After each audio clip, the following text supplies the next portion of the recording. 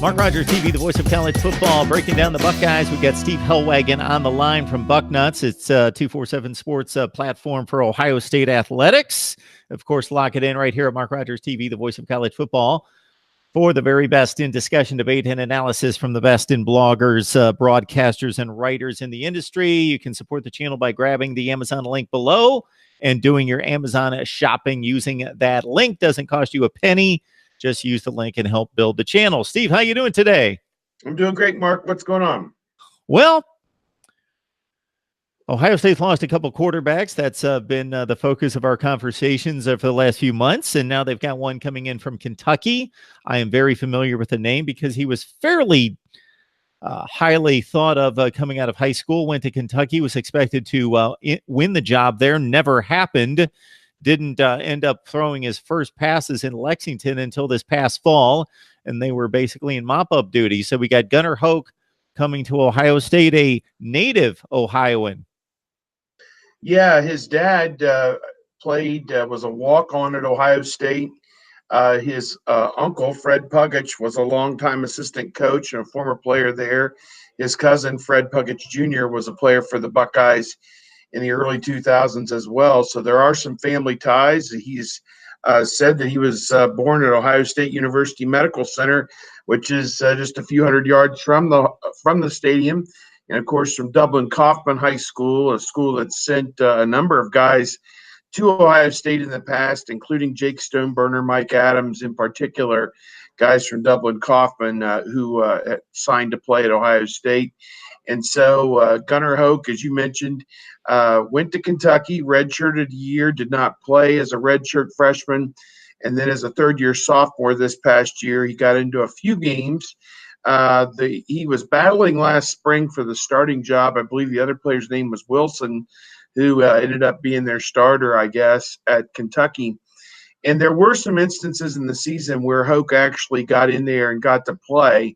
There was a game early in the year against Central Michigan where he came in and threw 4 for 5 for 50 yards and had the go-ahead touchdown. I think they may have trailed at halftime and came back, and he kind of helped spark the comeback. But in the game at Missouri, a historic game, I think a lot of people remember, with Kentucky making that great furious comeback at the end to win it.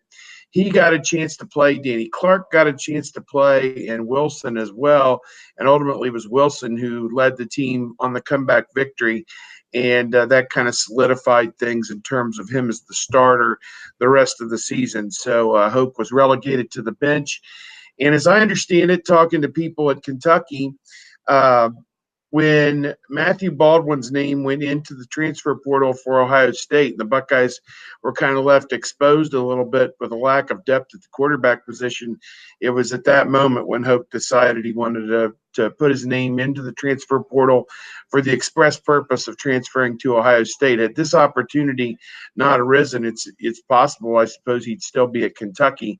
But the good thing from Ohio State's standpoint is twofold. One, he's going to graduate from the University of Kentucky in 3 years, which is phenomenal for him, and make him eligible at Ohio State immediately. And the other thing is he's got 2 full years of eligibility left. So he can be quite a bridge for Fields and for Justin Fields to be his backup this coming season and perhaps the following year. But obviously Ohio State's got a quarterback recruit coming in 2020 in Jack Miller, one of the nation's top quarterbacks out of Arizona. So really this is the year they needed somebody to bridge that gap and provide depth.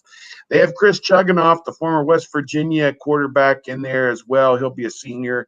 He was a grad transfer last year, kind of the same scenario as Hoak. So now they've got Fields, and then you've got Hoak and Chuganoff behind him, and you'll have a couple of walk-ons as well. They added a walk-on this week, J.P. Andrade, who threw for over 4,000 yards at a high school in California. And he had some small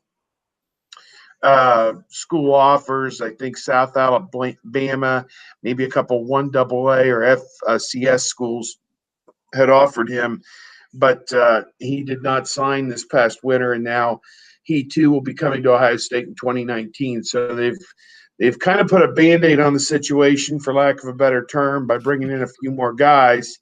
And I think it's going to be up to Coach Ryan Day and Mike Yursich, the quarterback's coach and the offensive coordinator, to kind of to get these guys all indoctrinated this summer and see if any of them will be in a position to help the team this fall when something would happen to Fields. Yeah, these are not necessarily the recruiting rankings for individual players that we're used to talking about when it comes to Ohio State football, with Andrade at the 57th rated pro style quarterback coming out of, as you mentioned, Laverne, California in 2019, the 185th rated player in the state of California, 1,729. I don't even know how they count that high and can separate players at that point. So he's going to get some snaps with Ohio State and try to fill in a backup role. And then we mentioned, of course, and outline Gunnar Hoak's situation in Kentucky. He was the 37th rated player in the state of Ohio coming out of high school, number 40 rated pro-style quarterback. Kentucky, I believe, if I remember this correctly, going into last season, was the only school in the Power Five that did not have a quarterback on the roster that had taken a snap from center, not just had not thrown a pass, but taken a snap from center in major college football. And so Hoak was expected to compete heavily for the job. He did, but Terry Wilson did end up to be the quarterback. And even though the Wildcats offense was far less than prolific, nothing close to what Dwayne Haskins and company produced at Ohio State, they relied on defense, had their best season in 40 years and finished 10-3. But Terry Wilson basically looked for one receiver and tucked and ran, and that was his deal at Kentucky. So Gunnar Hoak looks for the opportunity to follow his lineage and go back to Ohio State and fill out a backup role